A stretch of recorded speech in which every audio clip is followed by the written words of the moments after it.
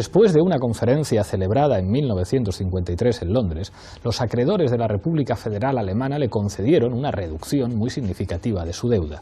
Se puede estimar que la deuda total que las potencias aliadas podían reclamar a Alemania fue reducida en más de un 90%. Todo esto permitió a Alemania reconstruirse rápidamente, desarrolló unas impresionantes infraestructuras públicas y pudo apoyar sus industrias para satisfacer la demanda local y conquistar mercados externos. Hoy conviene recordar las verdaderas causas que posibilitaron el llamado milagro alemán.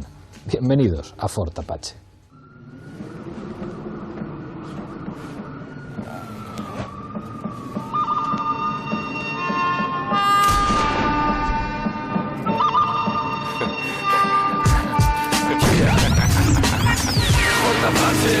Fort Apache.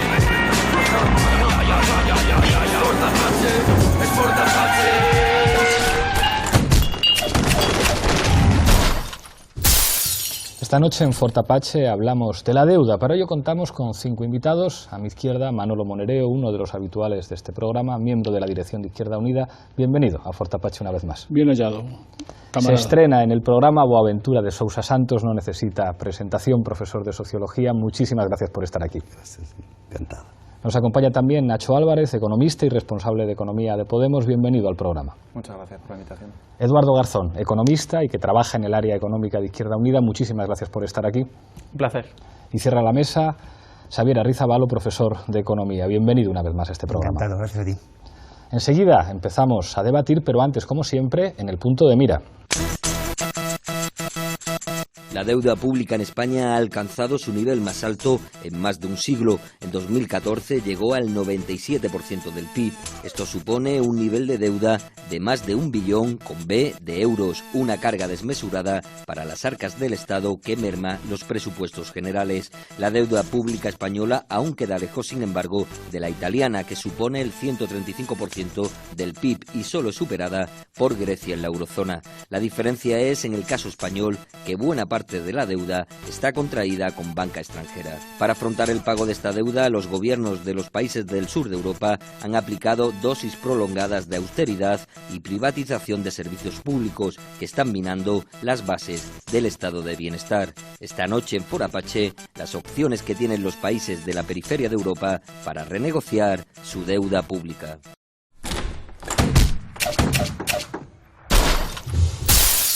Empezamos, como siempre, en Fort Apache con la regla del minuto. Misma pregunta para los 5 invitados. Empiezo contigo, Manolo. ¿Es la reestructuración de la deuda la única opción de prosperidad para los países del sur de Europa? Si entendemos lo mismo por la palabra reestructuración, sí. Es decir, yo creo que la reestructuración ordenada o más desordenada es la única posibilidad para salir de la catástrofe social que ha significado para los países del sur de Europa las políticas de lo que se ha llamado el austericidio y de la troika. No tengo ninguna duda. Otra cosa es que eso es una cosa muy complicada.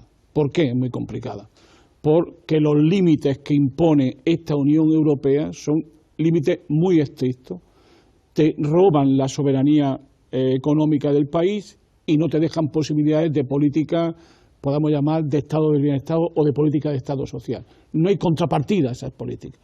Entonces, desde ese punto de vista, la situación es muy difícil porque para transformar la política del sur hace falta transformar Europa, pero para transformar Europa hace falta más que una nación. ¿Cómo lo hacemos? Ese es el problema. Gracias, Manolo. Boaventura, tu minuto. Mira, a muy corto plazo tenemos que decir que algo es posible, porque tenemos que respaldar a Syriza, que en este momento va a renunciar a la reestructuración de la deuda, ¿no? Yo pienso que a mediano plazo es imposible, claro. Tenemos que hacer 2 cosas. Por un lado, mutualizar la deuda. Segundo, encontrar formas de transferencias entre los países que producen excedentes con los países que son deficitarios. Ninguna moneda única se va a aguantar si un país va siguiendo acumulando excedentes y los otros son deficitarios. No es posible. En este momento tenemos 7.5 de excedente de Alemania y habría que haber límites también por los excedentes, y los hay de alguna manera no escritos, y por eso hay que empezar por ahí, pero eso es un tiempo más largo, ¿no? Gracias, Boaventura. Nacho. Yo diría que la reestructuración es condición necesaria, pero no suficiente para garantizar la prosperidad en Europa, de nuevo. Y es condición necesaria desde el punto de vista económico y desde el punto de vista político. Desde el punto de vista económico podemos llamarla como queramos, ordenada o desordenada, podemos hacerla unilateral o multilateralmente, pero me parece que en última instancia tenemos que hablar de reestructuraciones que supongan reducciones, es decir, quitas o bien un manejo en amortizaciones y tipos que entrañen quitas de facto, ¿no? Si no, desde el punto de vista económico, difícilmente podremos superar el problema que tanto el sector público como los sectores privados tienen en buena parte de los países periféricos. Pero al margen de esa discusión, que tiene un carácter económico y técnico, desde el punto de vista político, la reestructuración es el instrumento que permite abrir una puerta, que es el cuestionamiento a un corsé que es el que en este momento entraña la zona euro. Gracias, Nacho. Eduardo. Pues yo diría que no es una condición única para conseguir que el sur de Europa salga adelante, porque en última instancia, si lo pensamos bien, ¿no? Al fin y al cabo, el problema no es ese, no es que tengamos una deuda elevada, sino que no tengamos mecanismos de política monetaria para combatirlo. Quiero decir, con esto, si tuviéramos moneda propia o incluso un Banco Central Europeo que respaldara a los países del sur a la hora de financiarse, a la hora de no incrementar los tipos de interés, entonces no habría ningún problema. Lo que ocurre es que evidentemente sabemos que vivimos en una Unión Europea, en una Unión Monetaria, que no nos lo permite. En ese sentido hay que decir, ojalá pudiéramos hacer esto que estoy diciendo, pero bueno, no lo podemos hacer y tampoco hay que tirar la toalla al suelo, porque al fin y al cabo hay otra alternativa que es la de crecer, y estamos hablando de que cuando una economía empieza a crecer tiene muchas más facilidades para ir pagando la deuda, y en este sentido, dentro de este margen que nos deja, todavía hay alternativas. Xavier. No, yo respondo tajantemente que no, y creo que lo primero de todo sería definir con claridad qué significa reestructurar.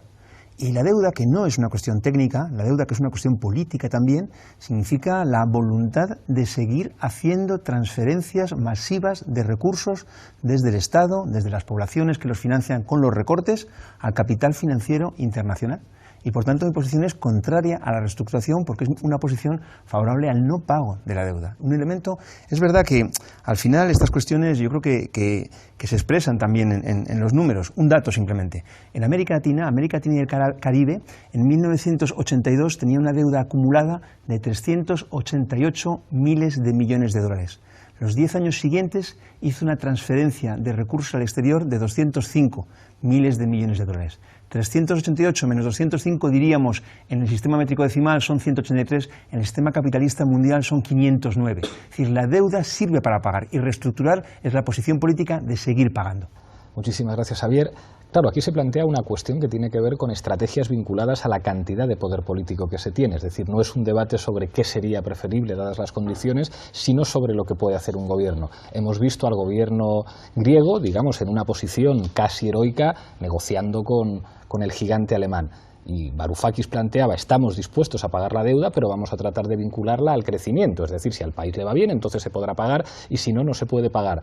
Claro, os pregunto, cuando además estamos, digamos, todavía en esa prórroga de 4 meses que va a tener el gobierno griego para que se vuelva a plantear la misma situación otra vez, ¿qué márgenes políticos hay desde el poder del Estado en los países del sur de Europa, y es verdad que Grecia no es lo mismo que España, que es la cuarta economía del euro, para plantear el problema de la deuda e incluso el problema del crecimiento económico, que tiene que ver con que el Estado tenga más dinero para gastar? Empiezo contigo, Nacho. Bueno, yo creo que lo que hemos visto precisamente con el caso griego y la negociación que ha tenido lugar es que la negociación tiene lugar entre actores muy desiguales, de muy desigual peso económico y sobre todo de muy desigual peso político, ¿no? Y tiene lugar en un contexto institucional que no es gratuito, es el contexto institucional que define la zona euro, que es un contexto que permite un chantaje como no había tenido lugar en otro momento de la historia cuando se negocia entre acreedores y deudores, que es el chantaje de no solo estamos negociando los compromisos de deuda adquiridos previamente, sino que estamos negociando con un arma que es letal, que es mi capacidad de mañana, si quiero, cerrar el grifo de tu banca. Y por lo tanto someter al conjunto de tu país a un chantaje que es de dimensiones políticas trascendentales, que es la posibilidad de hacer que tu banca quiebre, de que tu corralito lo determine yo mismo en el proceso de negociación y por lo tanto de que te obligue directamente a ese corralito o a la nacionalización del sector e inmediatamente seguramente a la salida del euro, ¿no? Por lo tanto, yo creo que plantea una negociación que tiene márgenes estrechos. Yo creo que el gobierno griego ha sido sumamente habilidoso explotando esos márgenes, sabiendo colarse por una rendija y por lo menos consiguiendo la posibilidad de 2.000 millones de euros para practicar política social, pero el margen es muy limitado y lo que han conseguido en realidad son 4 meses de tiempo para pensar. Boa. Yo quería saludar el Syriza. Yo pienso que deberíamos saludar que un país periférico en Europa logra negociar y producir una alternativa. Esto no es meramente simbólico, es casi un cambio de paradigma, porque hasta ahora se decía que no había ninguna alternativa y que no se podía negociar. Y por eso, para mí, para un país que es menos que un 0.5 del PIB europeo, miremos lo que podría ser para España, que es 8%, o Italia, que es 12%, o sea, el margen de maniobra sería más grande, pero logró realmente ganar un ventaje psicológico y moral, la dignidad de un pueblo que grita y que no quiere morir de austeridad. Esto para mí nosotros deberíamos subrayarlo porque me parece que es muy importante. ¿Y por qué era particularmente difícil? Claro que había un margen, era a cortísimo plazo, podría ser una ruptura o la continuidad con alguna flexibilidad. La flexibilidad fue muy poca, de hecho, ¿no? Por varias razones. Por un lado, porque Grecia está en una posición muy débil, como Nacho había dicho. Y por otro lado, los gobiernos dominantes, los ministros de Hacienda, que de hecho están al servicio de los grandes bancos en Europa, quieren hacer de Syriza una vacuna en contra de Podemos. No tienen miedo de Syriza, tienen miedo de Podemos y de Sinn Féin. Ese que es el problema, ¿no? Por otro lado, ¿dónde estaba la oportunidad? Es que Merkel no podría quedarse para la historia firmando la fragmentación del euro, ¿no?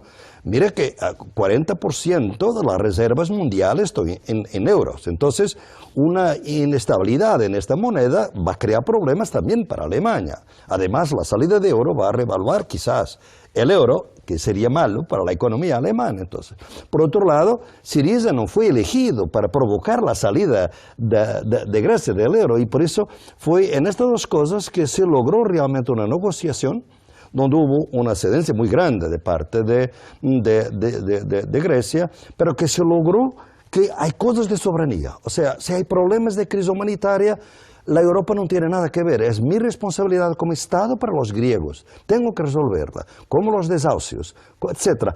Hay una serie de cosas que se quedaron por fuera, y solo una nota final: si tú miras el documento de viernes, de otro viernes, va a quedarse como un paradigma de ambigüedad. Nunca he visto un documento tan ambiguo para dar un poquito de margen de maniobra, y por eso el proceso está abierto. Las negociaciones van a empezar ahora, ¿no? Xavier.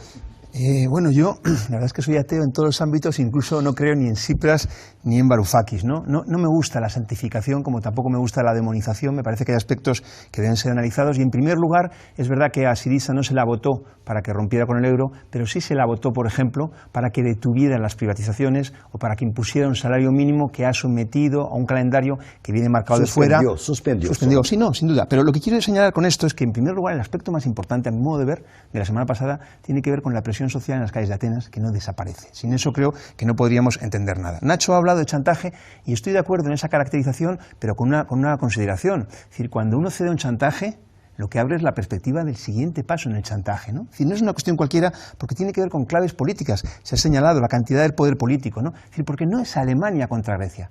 ¿Qué dicen de esto los trabajadores alemanes?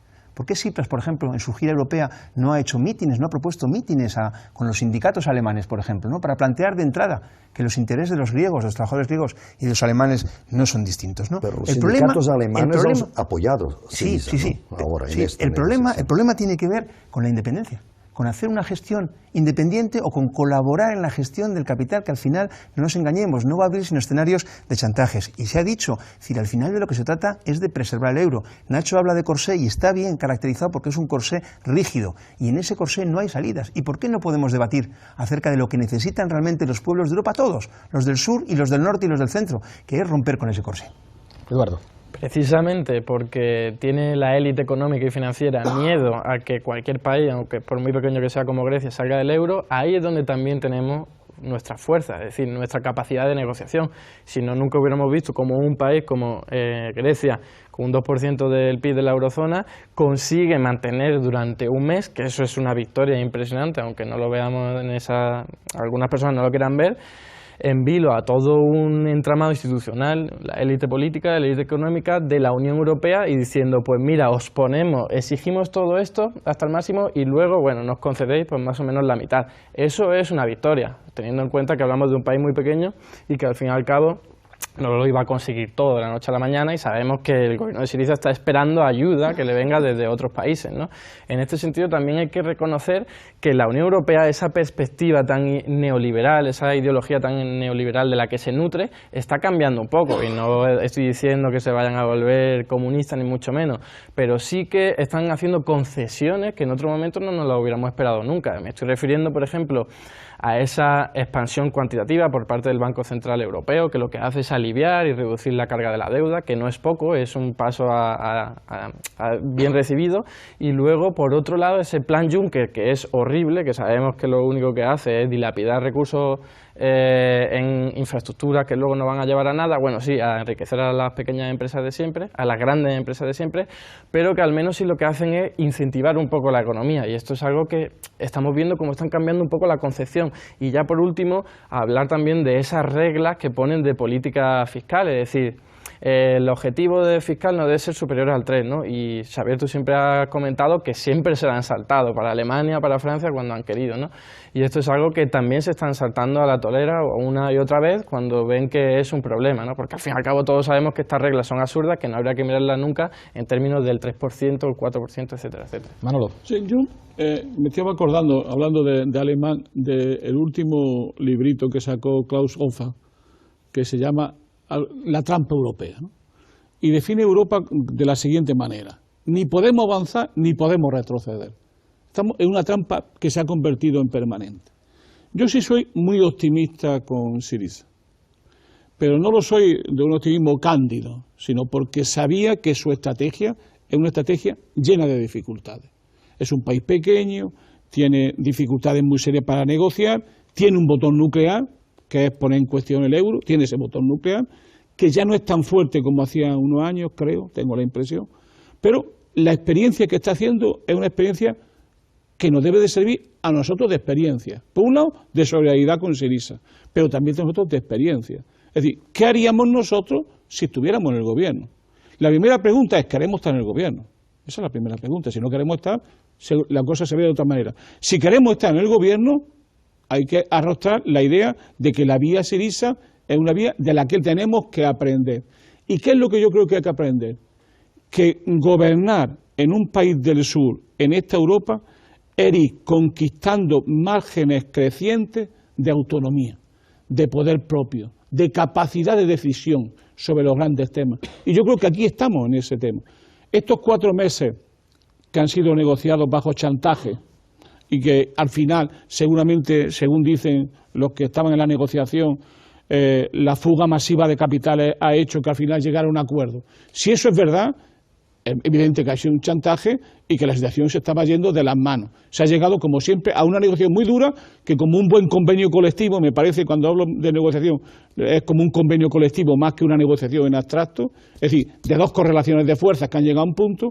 ¿Para qué van a servir estos 4 meses? Van a servir para renegociar, para ganar autonomía, para avanzar más, y eso por un lado. Y por otro, ¿qué podemos hacer nosotros por Syriza? Es decir, ¿qué puede hacer la izquierda europea? ¿Qué puede hacer el movimiento obrero? ¿Qué pueden hacer los sindicatos? Es decir, porque yo creo que tenemos que ayudar a Syriza en este combate, porque nos jugamos muchas cuestiones, no solamente los griegos, sino también los españoles, los portugueses y en general todos los trabajadores de Europa, ¿no? Ahí hay un elemento paradójico que nosotros hablábamos con los griegos y que, como apuntaba Boa antes, claro, ellos nos decían, no es coyunturalmente una buena noticia la emergencia de Podemos en España e incluso la del Sinn Féin, porque al fin y al cabo la deuda griega, que era una deuda fundamentalmente pública, es decir, en manos de otros estados europeos, en manos del FMI, no era como negociar con acreedores privados que pueden vender una parte de su deuda a un fondo buitre que después te lleva a un tribunal en Estados Unidos. Pero claro, no es lo mismo solucionar el problema de una economía como la griega y que después ese modelo sirva de inspiración para que, bueno, pues que la cuarta economía del euro ganara Podemos. Pero claro, la pregunta es, ¿qué márgenes de negociación podría tener en este caso un país como España? Porque en el caso de Grecia es verdad que hay una hipótesis que sobrevuela, que apuntaba Eduardo, bueno, vamos a ver los chinos y los rusos qué es lo que hacen, que de repente aparecen por allí, pero no se sabe muy bien qué es lo que va a significar su presencia, pero en el caso de España parecería que el margen de negociación para hablar de deuda sería completamente distinto por lo que representa nuestro país, o quizá no. Xavier. Primero una anécdota, mencionaba Eduardo la cuestión está del 3% como máximo de déficit público respecto al PIB incrustado desde Maastricht, ¿no? Y hay una anécdota interesante, y es que esto en realidad no obedece a ningún análisis teórico, científico, nada por el estilo, sino que fue acordado en una cafetería de París próxima al Ministerio de Economía, simplemente con dos funcionarios que debían cuadrar alguna forma gráfica de dar contenido al recorte que se pretendía plantear, ¿no? Decía Eduardo, un mes en vilo es ya victoria, ¿no? Claro, pero ¿cuál es el punto de partida de ese mes en vilo? El punto de partida tiene que ver precisamente con lo que sí es una derrota desde el punto de vista del capital financiero, que es el intento en diciembre de contener la situación en Grecia con una mayoría de tres quintas partes que no alcanzan, ¿no? Es el punto de partida para poder evaluar también el periodo siguiente, ¿no? Yo, no es exactamente el punto de discusión, pero la cuestión del plan Juncker y la propia cuestión acerca de la orientación del Banco Central Europeo no lo señalaría como victoria, como éxito, como avance, ni nada por el estilo, y me parece peligroso depositar ilusiones. Compre deuda es una cosa llamativa por lo menos. Sí, pero porque también nos hemos tomado demasiado en serio ese fetiche de un fundamentalismo que en realidad era realmente muy pragmático. Pero quería otra cosa, hay dos aspectos de Grecia que son cruciales, ¿no? El primero es que ya no hay PASOK. Ya no hay PASOK y no podemos entender nada sin esa ausencia. No hay, inmolado, 5% de voto, pero también con un dato muy importante que yo creo que singulariza a Syriza respecto a otras experiencias en Europa, ¿no? Que es el hecho de que los cuadros sindicales del PASOK, el tejido, digamos, obrero que estaba en el PASOK, hoy está en Syriza, ¿no? Claro. Sin eso creo que no podríamos entender nada. Y la última cuestión tiene que ver con qué hacer nosotros, decías, ¿no? Bueno, pues yo propondría una cosa, ¿no? Es decir, romper toda ilusión en el diálogo social. Nosotros en España llevamos 35 años en un marco presidido porque la moderación salarial preservaría el empleo y el balance 35 años después es que ni moderación salarial, sino caída estrepitosa, ni preservación del empleo, sino desempleo y subempleo absolutamente extendidos. ¿Y esto qué señala? Señala la necesidad de la independencia. Otra cosa es la cuestión del circunstancial en cada caso, pero es una perspectiva de raíz que es imprescindible. Es decir, para los trabajadores la cuestión tiene que ver con que hoy el pago, 2014, el pago de intereses de deuda en España son 38.000 millones de euros, exactamente equivalente a los recortes en enseñanza y salud. Sí. Es el marco de la discusión. Claro, pero el problema ahí es, claro, lo que hablábamos antes off the record, la vida de Brian, batallón de suicidio, es decir, es como no le pago a usted absolutamente nada, lo cual implica que salgo del euro, hago una moneda nacional, tengo por lo tanto que hacer un corralito para poder devaluar y claro, eso en términos políticos es muy difícil que un gobierno tenga la fuerza suficiente para plantear semejante desafío, es decir, mire usted, es como no a todo, y no a todo implica salida del euro, acuñación de una moneda nacional, un corralito, una bajada de la capacidad de consumo de todo el mundo y esperar que después de muchos meses, como todo es muy barato porque ha devaluado, empieza a entrar dinero de fuera. Eso significa, en el fondo, que a lo que aspiramos es una gestión progresista del capitalismo, claro, y nos topamos con problemas de cómo conciliar una política económica orientada a favorecer la acumulación. Es que eso es a lo que aspiramos. Por oposición, no, pero es que tú has dicho salida del euro. ¿Y qué tal si en lugar de salida individual planteamos el debate en términos de ruptura? Un ejemplo, cuando en mayo de 2010 Zapatero vuelve de Bruselas, donde le han reunido para decirle que tiene que aplicar exactamente lo contrario que aquello por lo que se le votó, imaginemos, Zapatero no era revolucionario, lo sabíamos, pero imaginemos que hubiera sido un demócrata.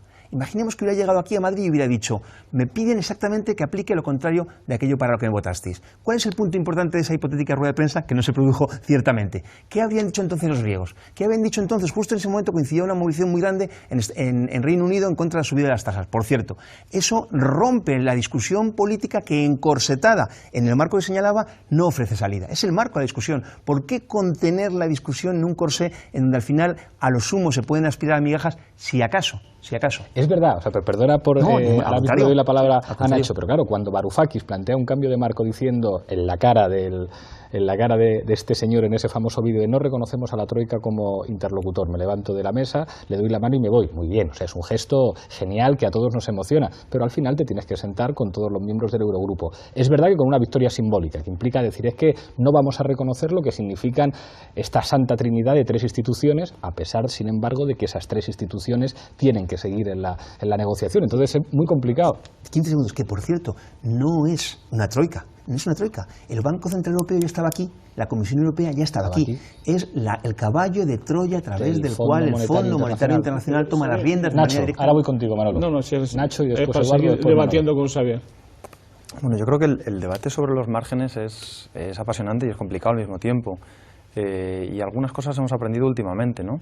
Discutíamos en esas discusiones intelectuales tan apasionantes que se tienen cuando no se tiene... Cuando no se tienen las elecciones ahí que las puede dar. Las elecciones ahí delante y... A mí me lo vas a contar. Y la capacidad bueno, la necesidad de alguna forma de establecer correlaciones de fuerza cada vez mayores, ¿no? Discutíamos hace unos años cómo la amenaza de una salida del euro podía modificar el contexto sociopolítico y el contexto del debate económico, el marco, de alguna forma, ¿no? Y si algo hemos visto con el tema de Grecia es que efectivamente Grecia tiene el botón rojo, igual que lo tiene cualquier economía. Pero claro, el botón nuclear entraña un riesgo para quien lo aprieta. Y eso lo sabe en cualquier proceso de negociación quien te tiene enfrente, es evidente. Uno tiene que estar lo suficientemente desesperado o tener la voluntad de avanzar lo suficientemente firme y haber construido los apoyos en esa dirección como para poder apretar ese botón, ¿no? Entonces, bueno, simplemente creo que eso constata un límite en el debate. Y sin embargo, el caso de España, o el hipotético caso de España, sería que ya no estamos hablando de una economía que no supone ni el 2% del PIB, estaríamos hablando de la cuarta potencia de la zona euro y estaríamos hablando de la posibilidad de generar grietas en un engranaje como por ejemplo lo que conllevaría el incumplimiento de pactos fiscales. Y esto a veces se pregunta y parece que genera un contexto de cataclismo. No, es que no estaría dispuesto a cumplir el pacto fiscal. No, perdón, pero es que los pactos fiscales y el pacto por el euro se han incumplido en más de 100 ocasiones en los últimos 10 años. Lo incumplen de facto en este momento varios países. Es decir, es necesario avanzar en rupturas progresivas, yo creo, que determinen la necesidad, que fuercen la necesidad de replantear un marco y de renegociar el conjunto del terreno de juego y del tablero, ¿no? Parece complicado hacer eso dándole al botón nuclear. El botón nuclear está ahí y yo creo que no se puede excluir en ningún caso porque no puedes forzar a un pueblo al abismo, pero lógicamente, bueno, me parece que hay rupturas previas que redefinen claramente las correlaciones de fuerzas de una forma mucho más favorable y más interesante para el conjunto de la mayoría social. Eduardo. Sí, yo creo que hay que ser astutos con todo este tema, ¿no? Porque yo firmemente creo que no nos van a dejar salir del euro, porque hay un proyecto no solo económico, sino político que supone mucho para las regiones europeas y entendemos que sería muy difícil que te dejara Alemania decir, bueno, pues al fin y al cabo te acabas yendo y ahora nos encargamos de gestionar todo esto. No, porque estamos todos cogidos de la mano y como se sale uno, aquí se acaba todo el proyecto, ¿no? Y a mí me parece muy interesante ver un poco toda la trayectoria histórica de este proceso, ¿no? Al principio era como gane un partido como Syriza, nos vamos del euro. Se ha visto que obviamente no ha pasado.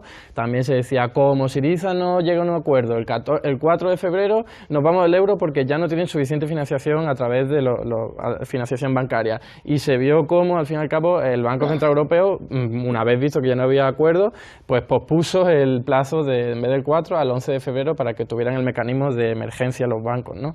Para acceso a la liquidez. Es decir, siempre están postergando esa problemática porque ellos no quieren que Grecia salga del euro. Y lo utilizan como amenaza y en última instancia estamos viendo que al fin y al cabo lo han conseguido, pero también es cierto que Syriza ha arrebatado importantes márgenes de maniobra, ¿no? Y lo que quería decir también es que ese botón nuclear del que estáis hablando tanto, lo importante no sería en todo caso, en el peor de los casos, pulsarlo, porque claro, tiene un coste político que el coste económico y social se transformaría en un coste político. Toda la gente diciendo, oye, pero ¿qué nos habéis hecho? Que ahora mismo no tenemos nada aquí, tenemos unas consecuencias terribles, ¿no? Por eso es mucho mejor en términos políticos que te echen del euro a que tú te salgas del euro, ¿no? Porque ahí estás diciendo, no, yo estoy manteniendo mi política de esta forma y me han echado. Entonces, si ahora tenemos penurias, no es mi culpa, es la del Banco Central Europeo, etcétera, etcétera, ¿no? Y por último, también mucho cuidado con pensar que la devaluación de la moneda te va a llevar a una situación de jolgor y de felicidad, porque estamos hablando de una economía griega muy pequeña, de una industria muy un poco competitiva en términos de que tiene una industria de bajo valor añadido, con lo cual para competir en precios pues no va a conseguir casi nada, ¿no? Y estamos hablando de que efectivamente Grecia por sí sola, aunque tenga una moneda propia que da muchísimo margen monetario, no lo voy a negar nunca, pues no sería la solución a los problemas. Enseguida vamos con Boa y con Manolo, pero antes Zapin Apache. Sí, 316, no 5. El Congreso de los Diputados ha aprobado la reforma constitucional. En estos momentos lo que paga España por intereses es alrededor de unos 30.000 millones de euros al año. ¿30.000 millones solo en intereses? Solo en intereses. Es un 10% del presupuesto nacional. La plataforma de auditoría ciudadana de la deuda asegura que es una deuda insostenible y además ilegítima. Según los cálculos de la plataforma, entre ayudas a la capitalización y ayudas a la liquidez, el sistema bancario español ha recibido 1,4 billones con B de euros. Hace unos meses la Universidad de Las Palmas presentaba un estudio que decía que la corrupción en España nos cuesta 40.000 millones de euros al año, la corrupción. Hay otro estudio de los subinspectores de Hacienda españoles que dice que en España el fraude fiscal nos cuesta 80.000 millones de euros. 40.000 millones de euros de corrupción y 80.000 de fraude fiscal. 120.000. 120.000 es mucho más, pero muchísimo más que todos los recortes que se han hecho hasta ahora. Pero a los españoles se les está diciendo que es la administración pública la que ha endeudado y se olvida que los grandes empresarios y los bancos son los fundamentales deudores en estos momentos. ¿Quién manda? Las élites o las grandes mayorías. Si usted resuelve ese problema político de origen, como lo hemos resuelto, lo estamos resolviendo en Ecuador, un Estado en función de las grandes mayorías, el resto ya es cuestión técnica. Bueno, España tiene una larga historia, como muchos otros estados, de impago de la deuda. Hay evidencia de impago de deuda desde el Egipto de los faraones y en el caso de España, pues desde Felipe II, Felipe III, Felipe IV, Carlos II, etcétera. Y cuando el problema estaba resuelto en el 2013, se dijo no, en el 14, en el 15, ya se dice que va a ser para el 2019. Y yo digo aquí ahora que no será nunca de seguir así. Lúcido, Alguita, como siempre. Boa. Mira, cuando tú preguntas sobre el margen de maniobra, presupone que los límites son rígidos, y no lo son. En segundo, tú dices si queremos ser gobierno. Entonces, esas son las dos cuestiones que tenemos que poner, porque a lo largo plazo yo pienso que no es una cuestión de reestructurar la deuda, es de regular el capitalismo financiero, y para eso es un horizonte postcapitalista, por mucho que sea difícil de imaginarlo. Aquí en Europa, porque el nuevo programa de Bolivia, por ejemplo, que ¿postcapitalista o postneoliberal? Yo diría postcapitalista, ¿no? Porque en este momento realmente el capitalismo llegó a este estadio que a mi juicio es lo capital financiero y no va a volver a un capital más productivo. O sea, el nuevo gobierno de Bolivia, el vicepresidente Álvaro García Linera, presenta su programa como el socialismo del nuevo milenio. Yo he puesto algunos problemas y alguna distancia porque pienso que muchas veces hay capitalismo de Estado y no socialismo del milenio, pero por lo menos la palabra es usada sin ser ridícula. Aquí en Europa sería ridícula. Entonces vamos a ver que a corto plazo lo que hacemos. Y aquí te digo, hay que mejorar, ampliar las grietas, las contradicciones. Y dos o tres casos que pueden ser importantes. Salarios. Hay un modelo alemán en los últimos años, 1.5 de aumento de salarios. Francia, 3.5. Después de Syriza, Francia no va a tener ningún incentivo para hacer como Alemania. Al contrario, va a haber una presión para hacer de otra manera. Entonces yo pienso que cuando tú ves que el canciller de Alemania dice una cosa y el vicecanciller dice una u otra cosa en relación a Grecia, nos vemos que hay algunos procesos de cambio, y cuando la gente va a imaginar que solamente 4 países cumplen los límites de los tratados del déficit y de la deuda, los otros no lo cumplen, va a haber, por supuesto, una convulsión social, yo diría, de grupos organizados, de partidos y movimientos sociales, porque lo que estamos intentando de hacer es que no hay ninguna manera de hacer política en Europa sin traer el social para dentro del político y el político para defender la democracia del capitalismo financiero.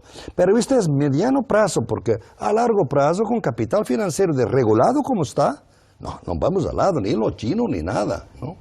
Manolo. Sí, yo creo que para seguir con el debate de Xavier y no hacer monólogo entre nosotros, porque yo creo que lo que plantea Xavier es serio y hay que darle el mérito y entrar en él. Tenemos como dos grandes cuestiones. Una, en la que yo no tengo ninguna diferencia con Xavier, ni creo que con Nacho, que es la Europa alemana del euro no es viable y estallará en sus costuras. Estoy convencido de eso. Es decir, el euro no es viable en esta Europa. O cambia Europa o el euro no será viable. Luego tenemos enfrente unas condiciones contradictorias, que viven una contradicción, algo que no está terminado, que vive una crisis, que vive contradicciones. Y por otro lado tenemos la posibilidad en un país que es en España de acceder al gobierno. Esa es la contradicción. Es decir, dejamos de acceder al gobierno. Si planteamos salirnos del euro, no pagar la deuda, etcétera, un programa así no gana una elección. Y se desaprovecha la posibilidad de acceder al gobierno. Y que es una posibilidad que no pasa todos los días, vivimos en España, que no pasa todos los días, vivimos en España. Yo ya perdí la anterior transición y no quiero perder esta también. Entonces, tenemos esa contradicción. ¿Qué es lo que tendríamos que hacer nosotros? Que es jugar la partida, jugar el partido desde, yo llamaría así, desde un reformismo no reformista. Es decir, desde una estrategia que va luchando por reformas, que acepta el diálogo y el contrapoder, que crea poderes propios, que crea márgenes de autonomía añadidos y que al final se ve si la viabilidad o no de este proyecto europeo. Pero también se gana tiempo para que otros jueguen. Se gana tiempo para que juegue el movimiento obrero, se gana tiempo para que Grecia avance, se gana tiempo para que Portugal ayude. Es decir, estamos en una transición que yo creo que hay que cogerla sabiendo que es muy difícil y que es muy complicado. Daría mucho de sí esta discusión, que me parece apasionante en el momento de España, entre por neoliberal o por capitalista, pero creo que eso que puede parecer muy abstracto tiene una verdad, que es que el capitalismo es siempre histórico, y el capitalismo histórico es el neoliberal. Lo que no está garantizado es que que haya una salida neoliberal que pueda nos llevar a una salida postcapitalista. Pero eso dependerá de la lucha, entre otras cosas, de nuestra capacidad, si somos gobierno, de cambiar las cosas desde arriba también y desde abajo. Javier. Habéis dicho varios el riesgo de que Grecia cayera en el abismo. No, Grecia lleva en el abismo mucho tiempo. Grecia lleva en el caos mucho tiempo. Yo en un libro publicado el año pasado recojo un testimonio de un médico oncólogo de Grecia que explica qué implicaciones tienen los acuerdos financieros internacionales en relación a la expulsión del sistema de sanidad pública y, por tanto, en contextos de desempleo, simplemente al tratamiento incluso el más elemental, el más paliativo en casos de esta enfermedad terrible que es el cáncer, ¿no? Esta economía mata. Pero es que por otra parte, a mí me parece que aquí hay un gigantesco déjà vu, porque es que el balance socialdemócrata ya lo tenemos hecho. Tenemos la experiencia histórica de dónde llegaba la socialdemocracia y las reformas implicadas en una gestión reformista, en una cogestión desde las instituciones de la clase trabajadora. Tuvimos oportunidad en un programa de debatir en relación precisamente al balance de la socialdemocracia, ¿no? Y en ese sentido yo diría dos datos, uno de Grecia, o dos aspectos, uno de Grecia muy brevemente y otro de España. En relación con Grecia, hay debate dentro de Syriza. Hay debate fuerte en relación con lo que se ha firmado. Es decir, no zanjemos las cuestiones que son complejas, que tienen recovecos. Y en segundo lugar, plantear... A los griegos, sin embargo, les gusta, ¿eh? Los niveles de apoyo del gobierno griego entre la población son... Sí, pero eso tiene que ver también con cuál es la situación de la que se viene, sin duda, ¿no? Y de hecho, hoy tiene la dificultad este programa que está siendo llevado a cabo en la inmediatez, digamos, ¿no? Y por tanto, con poco margen para hacer balance, ¿no? La segunda cuestión tiene que ver, lo diré una vez más, ¿no? Es decir, con la imposibilidad de pretender cualquier salida en el marco del euro, que sin embargo es lo que se pretende preservar. En relación con España, dos cositas. Una, porque me la has puesto, yo creo, en bandeja, Manolo, y no voy a renunciar a decirlo. ¿Para qué queremos entonces ganar las elecciones? Porque pareciera que lo has planteado en términos de que, como es un bien en sí mismo, per se, podríamos incluso prescindir del programa o de según qué programa. Y luego una cosa muy importante, porque mientras tanto, el hecho es que este gobierno, el actual, el español, el gobierno de Rajoy, el más débil de la historia reciente sin duda, sigue matando, nos ha recortado gravemente un elemento que no es cualquiera en relación con la enseñanza universitaria, que es la desreglamentación de la duración de los grados, que señala un escenario de títulos de primera, de segunda y hasta de séptima, y eso tiene que ver también con la responsabilidad, yo creo, de aquellos que en peleas internas, etcétera, nos están diciendo que no sé dentro de cuántos meses hay que votar, pero mientras tanto la troika sigue aquí, mientras tanto siguen esas políticas. Claro, pero el problema es que el debate no es sobre el diagnóstico, el debate es sobre las posibilidades cuando no tienes tu propia moneda, que es una moneda que no depende de tu país, cuando dependes de financiación exterior, cuando los límites jurídicos que tienes para operar son pequeños y cuando tienes un entorno internacional que es cualquier cosa menos favorable. Entonces, la pregunta es, ¿Cómo traducimos la voluntad política en políticas públicas eficientes? Pero es que, Pablo, nosotros tenemos terrenos, podemos elegir en qué terreno peleamos. Había un señor que decía, solamente por la vía de la evasión fiscal y del fraude tendríamos ya 4 veces los intereses. Claro, pues hay palancas, hay palancas que se subordinan porque al final, no nos engañemos, el punto de partida comúnmente aceptado la semana pasada en Bruselas era la preservación del euro. Todo lo que se podía discutir era dentro de ese marco. Solamente contestarte una cosita, que eso es lo que me preocupa en Grecia, ¿sabes? Porque hay una mediación administrativa en esto. O sea, la evasión fiscal, la lucha contra la corrupción exige una administración pública eficaz. No existe en Grecia ahora. En ese caso es la gran diferencia entre Portugal y España por un lado y Grecia por el otro, es que tenemos todavía una administración que tiene una estructura propia para avanzar. Yo pienso que en Grecia la destrucción ha sido bastante más grande y eso va a ser el reto para sí. Una cosa que hemos dicho, ahora te doy la palabra, una cosa que hemos dicho mucho en este programa es que una de las diferencias de Europa con América Latina es que aquí no hay una crisis de Estado, hay en todo caso una crisis de sistema, una crisis de régimen. Quizá en Grecia sí se podría hablar de una crisis de Estado. Eduardo, después Nacho. Sí, yo quería comentar que, bueno, que Grecia no está en un total abismo. Es decir, hay una buena parte de la población que sí lo está, pero hay también una otra buena parte de la población que está viviendo en unas condiciones que podríamos decir más que dignas. Y no me estoy refiriendo solo a la élite económica que vive muy bien, sino a buena parte de la población que, bueno, que se ha visto afectada, ha visto reducir su salario, pero no está en una situación extrema de gravedad en la cual efectivamente se han quedado sin sanidad, sin educación, etcétera, etcétera, ¿no? Solo han visto reducir un poco esas condiciones de vida, y salir del euro a corto plazo sí supone un shock importante por todo lo que conocemos de huida de capitales, porque al fin y al cabo nos tienen agarrado desde ahí. El poder y las herramientas las tienen unos pocos y las van a usar siempre en nuestra contra. Entonces yo creo que plantarles cara ahí sería perder, porque al fin y al cabo son ellos quienes todavía tienen el poder, y lo que hay que hacer es ir progresivamente reduciéndoles el poder. ¿Y cómo se hace? Pues efectivamente, una forma que se estaba comentando, cuando tú estás combatiendo el fraude fiscal y combatiendo la corrupción, lo que estás haciendo es deteriorar el poder y la cantidad de dinero que maneja la élite económica y política, y ya le estás reduciendo el poder. Esto en Grecia, bueno, puede ser un avance, y sobre todo si se hace en otros países, ¿no? Con lo cual luego dejas menos margen para que la élite económica te esté extorsionando, ¿no? Y luego, saber, no se trata de socialdemocracia, no hay aquí un blanco y negro de decir o anticapitalismo o socialdemocracia, ¿no?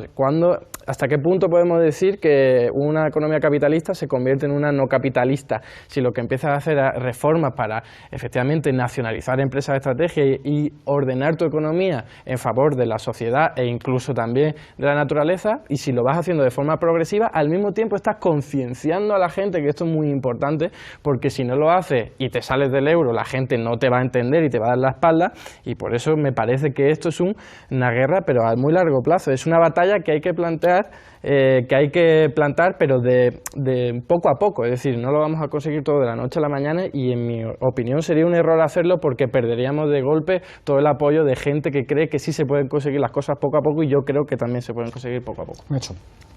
Sí, yo creo que a veces conviene aterrizar algunos debates, porque si no los seguimos teniendo en lugares un poco abstractos, ¿no?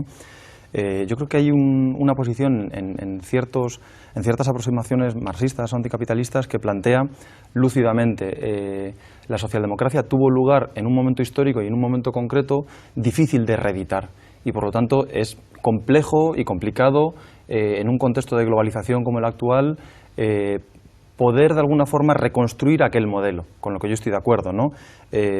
Por lo tanto, plantear orientaciones políticas en esa línea, supone, de alguna forma, por lo menos en el plano teórico, una contradicción, porque no caben en el sistema. Ahora bien, si estamos diciendo que cuestiones tan básicas como la defensa de los derechos sociales, la defensa de la sanidad, de la educación, la defensa de una tributación justa que garantice la suficiencia del Estado para proveer de bienes públicos a su sociedad, no caben en el sistema, bueno, el hecho de que haya un programa político que lo ponga blanco sobre negro, que lo exija, que lo reivindique, y que sea, por lo tanto, posible que pueda ser impulsado por una mayoría social muy amplia, que nunca, desde luego, apoyaría un programa que dijera mañana salimos del euro, nunca podría hacerlo. yo creo que plantea el debate en un terreno más sensato, que es el terreno de cómo se construye la correlación de fuerzas necesaria para llegar al punto al que tú planteabas, que me parece el interesante, que es cómo generamos la ampliación de las contradicciones, cómo generamos grietas que sean capaz de alguna forma, hacer que podamos tener la discusión de si es posible o no es posible sobre la base real de la actuación de una propuesta de gobierno, ¿no? Yo creo que ¿cómo ampliamos contradicciones? Ampliamos contradicciones diciendo que necesitamos pasar a una sociedad en donde la caída de los salarios sobre la riqueza nacional deje de suceder, en donde vayamos a lo contrario, a una ganancia del peso de los salarios en la renta nacional y a una reducción de las desigualdades. Yo creo que ampliamos las contradicciones planteando un programa que plantee, que exija de alguna forma la restitución de los servicios públicos deteriorados y la expansión de otros nuevos que no han sido desarrollados en nuestro país, la dependencia, la universalización de la educación primaria. Yo creo que ampliamos las contradicciones diciendo, bueno, ya veremos si consideramos o no el pacto fiscal, porque lo prioritario es mantener abiertos los quirófanos y lo prioritario es que nuestros jóvenes se puedan educar en condiciones. Yo creo que eso plantea contradicciones abiertas sobre la mesa que pueden ser sustentadas y apoyadas por millones de personas, que yo creo que es en última instancia el debate que tenemos.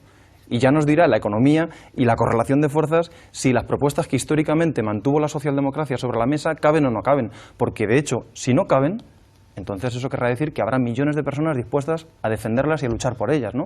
El problema es cómo llegamos hasta ahí, cómo construimos eso, con qué propuestas concretas, ¿no? Llegamos al final del programa, volvemos a la regla del minuto, 1 minuto para cada uno de conclusiones. Empiezo contigo, Xavier, tu minuto. Bueno, si decimos que en un contexto tan duro como el actual los recursos financieros de la nación han de estar al servicio de la nación, seguramente lo compartiríamos. Lo que pasa es que eso se llama nacionalización de la banca. Si decimos que ha de dejar de haber una transferencia masiva de recursos al capital financiero, eso se llama no pagar deuda. No reestructurarla, auditarla y todo tipo de inventos terminológicos para no decir ni un euro más. Pero lo sintetizaré de una manera muy clara. Es decir, yo no soy maximalista, yo no pongo como condición decir no al euro. Sí pongo como condición que no me digan decir sí al euro de partida. Porque al final la tostada siempre cae del lado de mantequilla y la defensa de los derechos ha de ser incondicional, es decir, no condicionada a ninguna cuestión de política macroeconómica ni nada por el estilo. Eso es el marco de la discusión. En Portugal, en una anécdota breve, me decía un interviniente en un debate que estuve, me decía que en el cartel que había de que 1 de cada 3 crianzas, de cada 3 niños pasaba hambre, él veía el lado positivo, 2 no. No, en Grecia sí está el caos que se traduce que en el centro de Europa, en el corazón de Europa, hay problemas tan dramáticos como excluir de la sanidad a aquellos parados que se quedan sin subsidio. Gracias, Javier. Eduardo.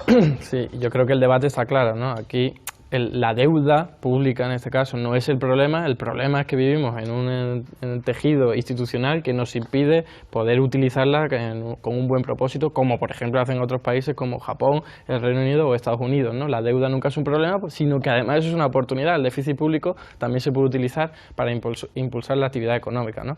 En este sentido, el debate es: o nos vamos del euro o de todo lo que supone el euro, la unión monetaria, o nos quedamos dentro y guerreamos, ¿no? Y desde mi punto de vista creo que quedarnos dentro y guerrear es la única posibilidad que tenemos para hacerlo bien, porque podríamos hacerlo mal saliendo y eso supondría que nosotros combatimos con piedras mientras ellos, la élite económica y política, combate con rifles. Y lo que hay que hacer es ir poco a poco arrebatándole esos rifles para que estemos más dotados de armas para poder plantarles cara, ¿no? Gracias, Eduardo. Nacho, tu minuto. Se nos dice, después del 2014 en España, que asistimos a una recuperación, simplemente porque el PIB crece en tasas interanuales al 1,7, como si eso definiera una recuperación de los derechos y las conquistas perdidas. Los desequilibrios externos se han solucionado a base de incrementar el desempleo. No nos hemos recuperado, hemos desplazado los desequilibrios. El déficit público se ha corregido a costa de un crecimiento brutal de las desigualdades.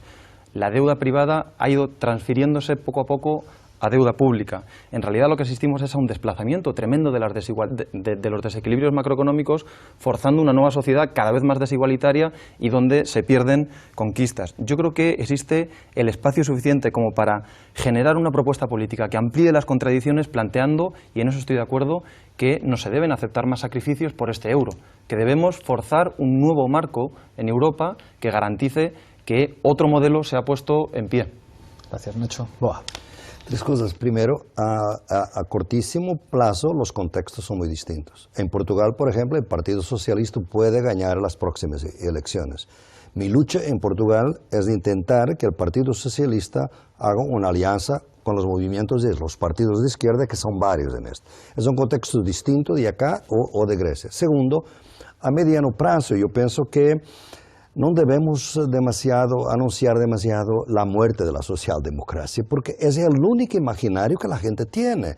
Entonces, el atoladero de corrupción y de mediocridad de los partidos socialistas es una cosa, la socialdemocracia como horizonte político es otra cosa. A larguísimo plazo, lo que me cuesta en estas discusiones es lo que no discutimos. ¿Cómo hasta 2009 nuestros jóvenes en Europa eran los más fuertes por el movimiento ecologista, desapareció? Ahora todos queremos crecimiento, mismo se va a destruir el planeta. ¿Qué vamos a hacer en el futuro? Gracias, Boa. Manolo, yo estoy muy de acuerdo con lo que ha dicho Eduardo, de que tenemos que escoger entre el euro, o quedarnos el euro o salirnos del euro. Yo creo que esa partida está por dar. Esa partida hay que seguir dándola. La clave para mí es partir de la idea de que hay que gobernar y ganar márgenes de autonomía y de fuerza gobernando y aceptar el reto del gobierno. Pero eso me lleva a dos cuestiones fundamentales que se olvidan en este debate, que debemos de hacer un debate estratégico. La primera cuestión es una paradoja socialdemócrata, que es que hoy para hacer reformismo hay que ser revolucionario. ¿Y por qué para hacer reformismo hay que ser revolucionario? Porque la gran hipótesis revolucionaria de Europa y del mundo ha desaparecido del horizonte de las personas. Por eso no nos queda otra en este momento que hacer un reformismo revolucionario desde el gobierno y desde el poder para seguir avanzando y creando nuevas contradicciones. Entonces, si estás de acuerdo conmigo. Muchísimas gracias, Manolo. Muchísimas gracias a los cinco. Creo que hemos tenido un debate utilísimo del que se hablará. Volveremos a vernos la semana que viene aquí, en Fort Apache.